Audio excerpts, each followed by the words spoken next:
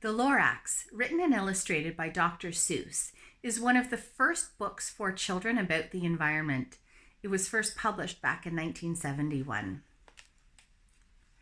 At the far end of town where the grickle grass grows, and the wind smells slow and sour when it blows, and no birds ever sing excepting old crows, is the street of the lifted Lorax. And deep in the grickle grass, some people say, if you look deep enough, you can still see today where the Lorax once stood just as long as it could before somebody lifted the Lorax away. What was the Lorax, and why was it there, and why was it lifted and taken somewhere from the far end of town where the grickle grass grows? The old Onceler still lives here. Ask him, he knows. You won't see the Onceler, don't knock at his door. He stays in his lurkum on top of his store. He lurks in his lurkum cold under the roof, where he makes his own clothes out of muffered moof. And on special dank midnights in August, he peeks out of the shutters, and sometimes he speaks and tells how the Lorax was lifted away. He'll tell you, perhaps, if you're willing to pay. On the end of a rope he lets down a tin pail, and you have to toss in 15 cents and a nail and the shell of a great-great-great-grandfather's snail. Then he pulls up the pail, makes a most careful count to see if you've paid him the proper amount. Then he hides what you paid him away in his snub, his secret strange hole in his grievous glove. Then he grunts, I will call you by whisper-ma-phone, for the secrets I tell are for your ears alone. Slip! Down slips the whisper-ma-phone to your ear, and the old Onceler's whispers are not very clear, since they have to come down through a snurgly hose, and he sounds as if he had smallish bees up his nose. Now I'll tell you, he says with his teeth sounding gray, how the Lorax got lifted and taken away. It all started way back, such a long, long time back. Way back in the days when the grass was still green, and the pond was still wet, and the clouds were still clean, and the song of the swami swans rang out in space, one morning I came to this glorious place, and I first saw the trees, the truffula trees, the bright-colored tufts of the truffula trees, mile after mile in the fresh morning breeze.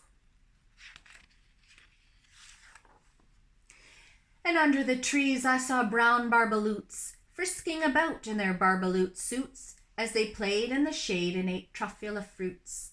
From the ripulous pond came the comfortable sound of the humming fish humming while splashing around.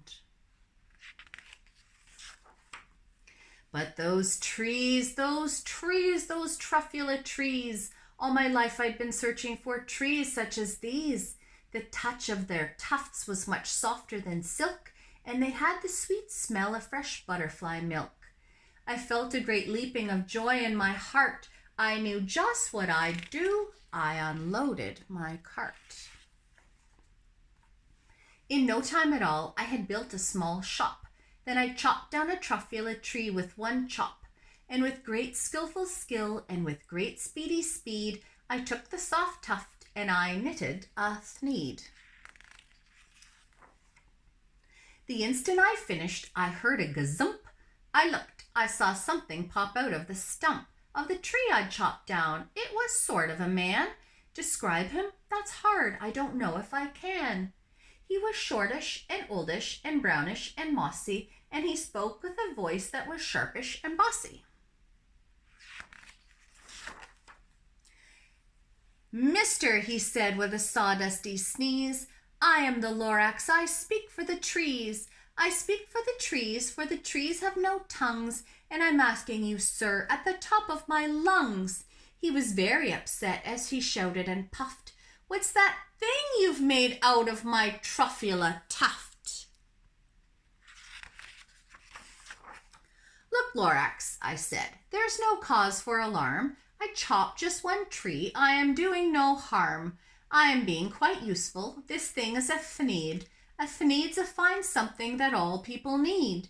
It's a shirt, it's a sock, it's a glove, it's a hat, but it has other uses, yes, far beyond that. You can use it for carpets, for pillows, for sheets, or curtains, or covers for bicycle seats. The Lorax said, "Sir, you are crazy with greed. There's no one on earth who would buy that fool thneed."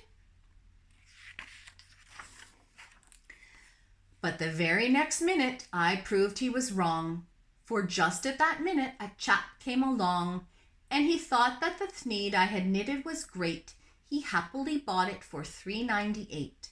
I laughed at the Lorax. "You poor silly guy, you never can tell what some people will buy." "I repeat," cried the Lorax, "I speak for the trees." "I'm busy," I told him. "Be quiet, if you please."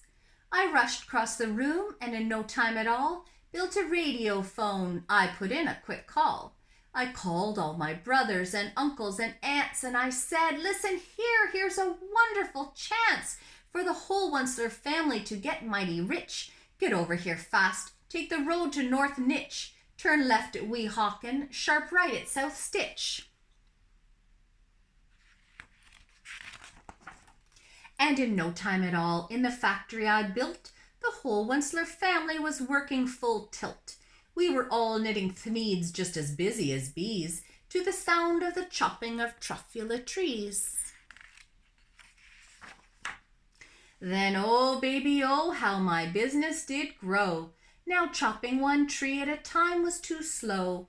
So I quickly invented my super axe hacker, which whacked off 4 truffula trees at one smacker. We were making thneeds 4 times as fast as before, and that Lorax, he didn't show up anymore. But the next week he knocked on my new office door. He snapped, "I'm the Lorax who speaks for the trees, which you seem to be chopping as fast as you please. But I'm also in charge of the brown barbaloots, who played in the shade in their barbaloot suits, and happily lived eating truffula fruits.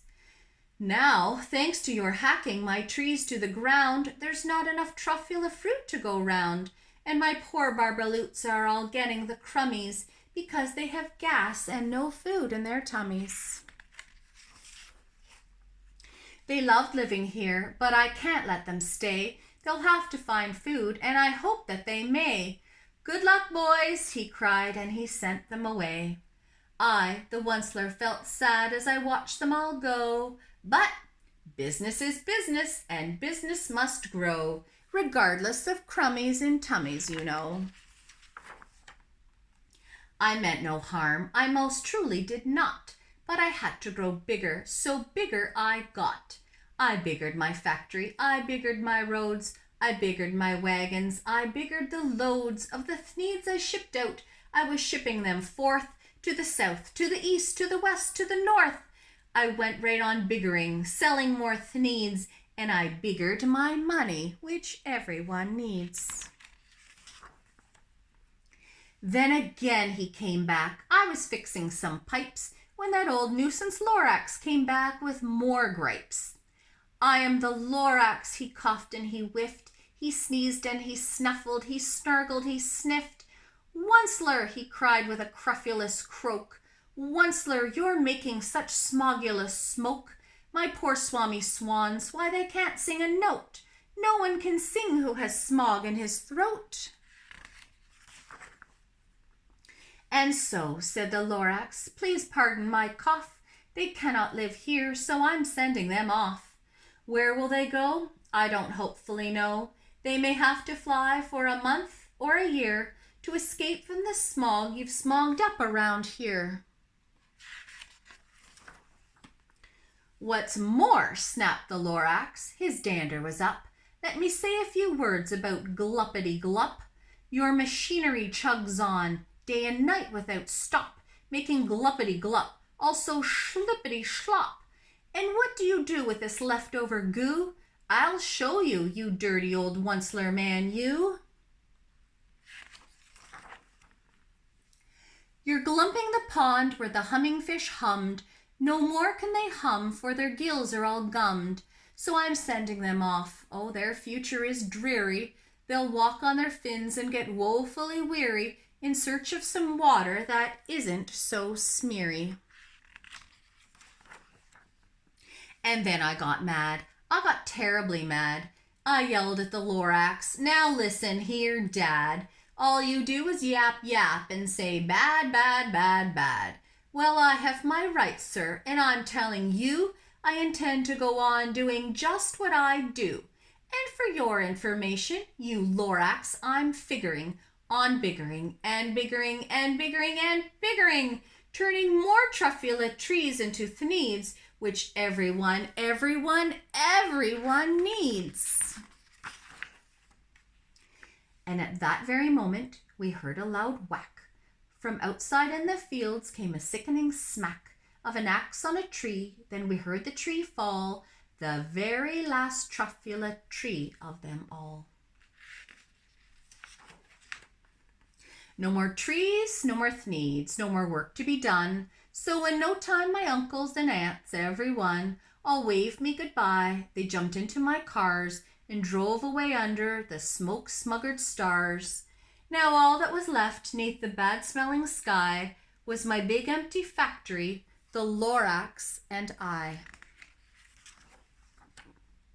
The Lorax said nothing, just gave me a glance, just gave me a very sad, sad backward glance as he lifted himself by the seat of his pants.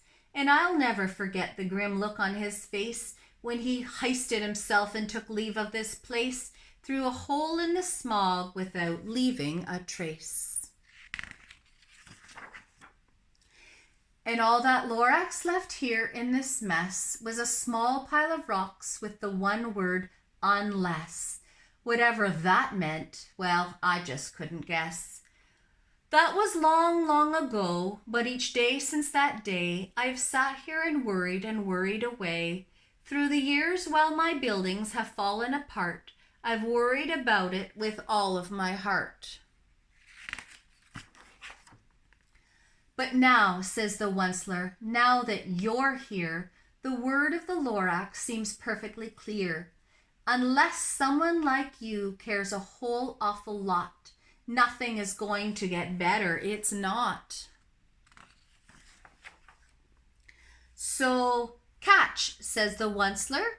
He let something fall. It's a truffula seed. It's the last one of all. You're in charge of the last of the truffula seeds, and truffula trees are what everyone needs. Plant a new truffula, treat it with care, give it clean water and feed it fresh air. Grow a forest, protect it from axes that hack, then the Lorax and all of his friends may come back.